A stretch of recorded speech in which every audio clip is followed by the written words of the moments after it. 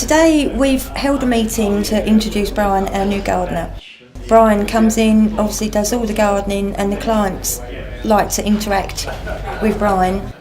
What we're going to be doing for next year, plants we're going to be putting in, and some of our residents actually do the hanging baskets, seed the allotments and everything else. So hopefully Brian coming along will be able to promote their independence a bit more.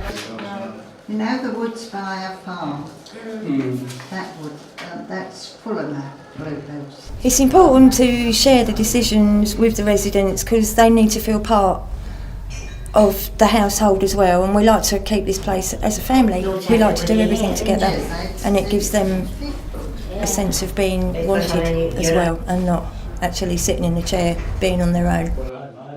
We've got a certain few that will always speak up, and some residents are quite shy, but they are prepared to sit and listen. Such an exclusive concentration of exotic plants to the virtual exclusion of any native flora here.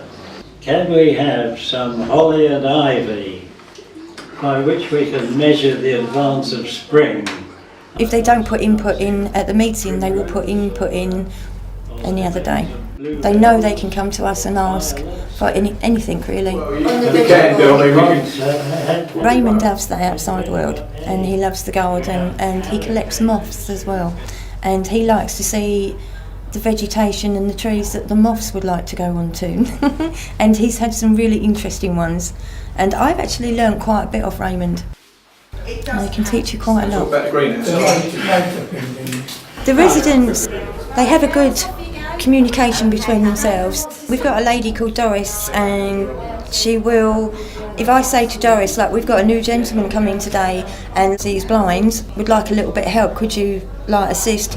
Doris and the other ladies will show him around the house and tell him what's going on, because they know how it felt when they first came in. You feel very lonely, don't you, and you lose no self-esteem. Perhaps